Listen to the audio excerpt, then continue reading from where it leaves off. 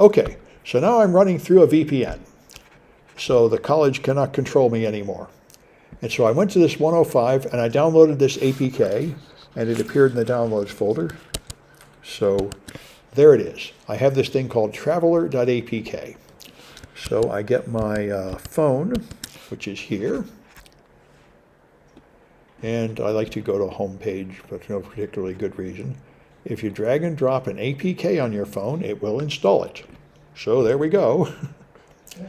Yeah. Yep, no. Yeah. Yeah. In your write-up saying the APK is space DQP. Yeah, that's whatever name it has. That's right. It must be the wrong name, huh? It's really, it's the wrong name. Good point. I copied this from another project without updating it. The real name of it is traveler.apk. I'm glad you mentioned that. I should fix that. Right, so good. So now I should have this thing called Traveler, and I do. So I'll just drag it and put it on my home page. And now you can see the traffic and see that it's insecure. Now in the project, I used Wireshark, and I'll demonstrate that. But since we have Burpball set up, you can totally do this in Burp too. Just clear your old history, say yes, and now you can log in.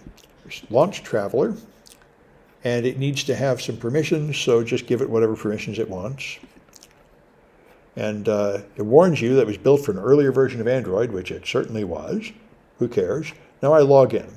And so I'll put in test@aol.com and password 123 and log in.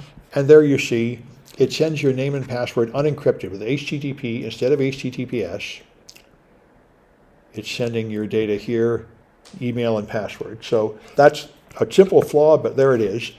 Now in the project, I did it with Wireshark instead of Burp, so let's do that. Wireshark is just another way to examine network traffic, although it doesn't have that certificate feature that Burp has, so you cannot examine encrypted traffic very well in Wireshark at all. But you can examine unencrypted traffic. So you can just start sniffing on the wireless card, what I'm using, and there's a lot of background traffic, but if I filter for HTTP, there's almost none of that because almost nothing is unencrypted anymore on the internet, except for this. So I'm going to put a 4 on the end of that password to make it different and log in. And, didn't see it where I expected to see it here, though. Well, I don't think the proxy will matter. It still has to eventually go out through the EN. Oh, my VPN is encrypting traffic leaving. The fact that I'm on a VPN is probably making this not work. It's encrypting it. Now I could sniff, if I could figure out which adapter actually goes to the emulator directly, or to Burp directly, I might be able to do it. But I think not. I think I have to stop being on a VPN for this. I think that's the point. VPN is encrypting all the traffic. Anyway, so I'm not going to turn off the VPN again and interrupt this, but I'll point out in the project, if you didn't have the VPN going, then you just, let me go to the right project. Then, here you go.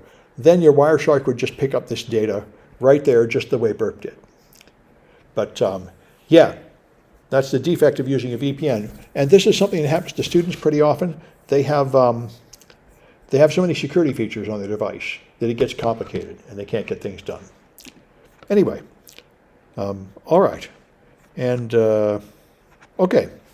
Well, anyway, that's what I wanted to show you. I'm going to stop that recording and then